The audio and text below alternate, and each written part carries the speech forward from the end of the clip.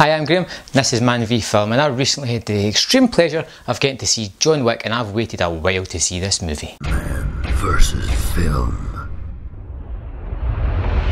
Now, for anyone that doesn't know, John Wick has the most fantastic plotline ever devised by man. They don't even try to hide what this movie is. It's straight up front, and the plot for this movie is Keanu Reeves plays John Wick, who is a retired assassin. He left the business because he found a woman that he loved, a woman that could change his life. And 4 years later, she has died of some illness and he's left with nothing. But the next day, the day after she's been buried, he receives a package in the post. It's a letter from his wife, and it is a puppy. Something for him to look after, something for him to love, so he's not alone and he doesn't go into that cold place that he once was. Things happen as they usually do, and that is the son of an old mobster that John Wick used to work for decides that he really likes his car and he's going to steal it. So he breaks into his house at night, beats John, kills the puppy, takes the car. John has nothing left to live for. That was the last thing he had, so he decides to get revenge for the man that killed his puppy. And that is what he's going to do. And if he has to kill a whole lot of people doing it, he's going to do that. So John Wick basically is a man getting revenge for the death of his puppy. It's a tongue-in-cheek plotline, and it's fantastic because it lets you know that all they want to do is get to the action. The storyline isn't that important. The most important thing about this movie is the action. You know, by putting a storyline like that, the death of a puppy is the catalyst for the whole movie. We need a quick setup. Here it is. Get to the action. And to the action we go.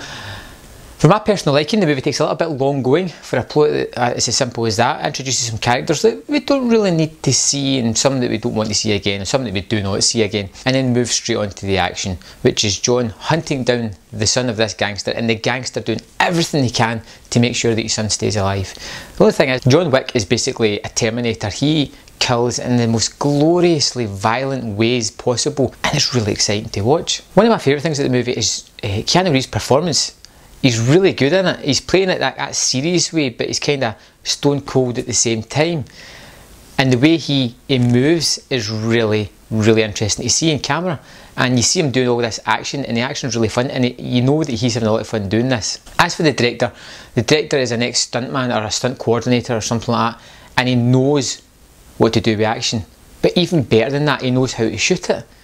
He doesn't go for these quick cuts, he doesn't go for these quick shots or shaky cam shots. The action is clearly defined, you know the geography of the room, and you know exactly what's happening with the characters, and it's such a fresh sense to see. A lot of people get mixed up with these action sequences. They try to make them too dynamic and they just don't work. This takes a step back, gives you a clear boundary, and then shows you the action, and it is exciting. So fantastic to watch. Of course it's got a downside, and that is the plot. There's no really engagement to it. You don't see Keanu Reeves, you don't at one point believe that he's ever going to be in extreme danger. I mean, the plot's not really important. Sure, you get a giggle because you know he's getting revenge for his dog, but other than that, there's not really much in it. But there's a whole insight to another world here that I would love to see explored in future movies. One of the things that I don't understand but I quite like is the fact that they've got these gold coins. It's as if the underworld has its own currency.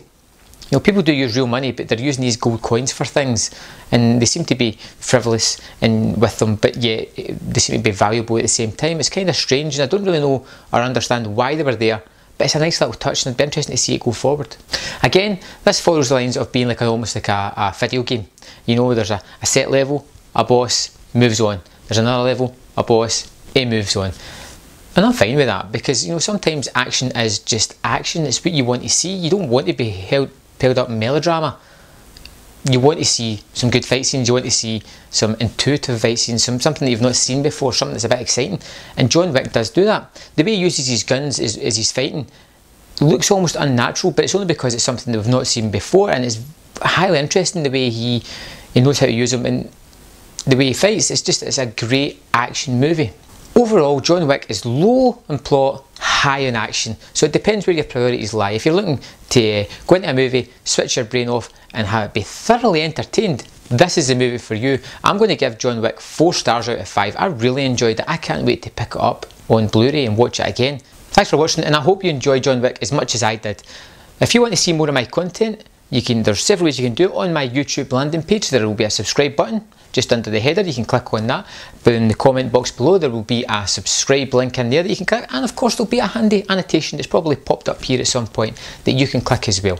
If you click that, you will be linked straight away to my content as soon as it comes up and available. I hope you enjoy my content as much as I enjoy making it. Also, I'm on Twitter as well. If you want to contact me, it's @GrahamDoe, and if you follow me, I'll follow you back. Ask me some questions about movie, interact with me. Always great to talk to people, especially movie fans like myself. I don't get as much contact or interactivity with that as I would like. And I will see you next time on Man v Film.